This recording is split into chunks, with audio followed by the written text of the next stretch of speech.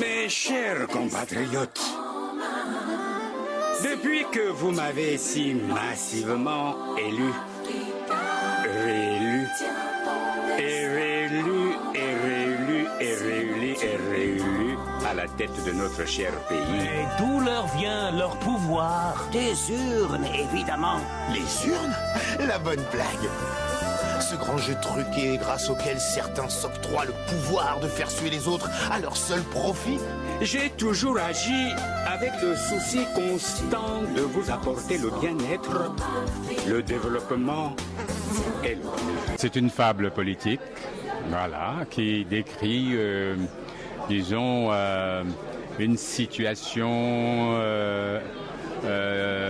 disons, délicate dans l'Afrique d'aujourd'hui, avec les intellectuels qui ne trouvent pas de travail, pas seulement les intellectuels, mais disons que le chômage règne partout, mais disons que en Afrique c'est encore plus crucial parce que quelqu'un qui travaille nourrit l'équivalent d'au moins une dizaine de personnes. Et quand il ne travaille pas, ça veut dire que c'est 10 personnes qui risquent de mourir de faim. Alors, vous imaginez, s'il y a 1 million de chômeurs, vous multipliez par 10, c'est 10 millions de personnes qui risquent de mourir de faim. Et quand on est pauvre, on a tout le temps tort, n'est-ce pas? Il parle? Oui, mon cher. La liberté d'expression. Que nos ancêtres veillent sur nous. Qu'il réveille le chef de l'État pour lui rappeler que nous attendons toujours les subventions qu'il nous a promises pour développer nos concessions.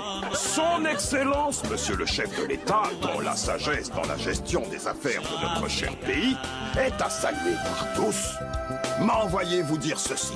Le gouvernement vient de signer un important contrat gagnant-gagnant avec un grand groupe international. C'est une fierté et le grand frère Daniel, que je connais depuis près d'une trentaine d'années, on a eu l'occasion de travailler ensemble, de faire pas mal de doublages, de faire des pièces radiophoniques. Le projet nous paraissait très intéressant, enfin d'abord à cause de la qualité du projet et puis à cause du côté pionnier aussi. C'est toujours intéressant de soutenir des projets qui ont un côté novateur, où il y a un pari. Alors évidemment, on gère de l'argent public, donc on est toujours effrayé quand le pari est très audacieux, mais on est vraiment ravis de voir que ce film existe, qu'il a pu se faire, et avec cette qualité-là. C'était pour vous débarrasser de nous, l'envie là. Nous sommes passés nos subventions. On va pas se laisser faire. Il a raison.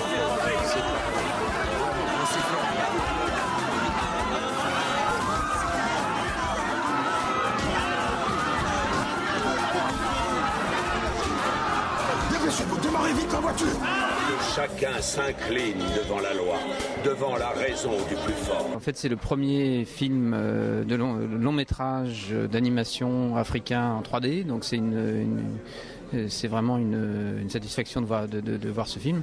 Et puis il y a une beauté des images, il y a une beauté des voix, des musiques, donc c'est vraiment une réussite, je trouve.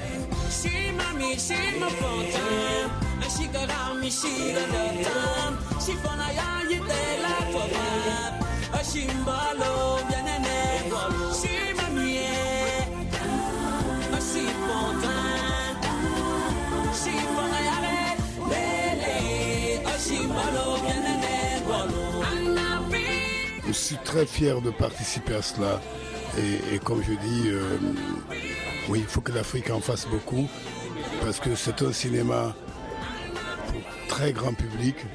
Il faut rouvrir les salles. Son avenir, c'est dans les salles de cinéma un peu partout dans le monde. Donc voilà, et j'espère que, et je souhaite, et je pense, et je suis quasiment, comment dirais-je, confiant de la carrière brillante que ce film va faire.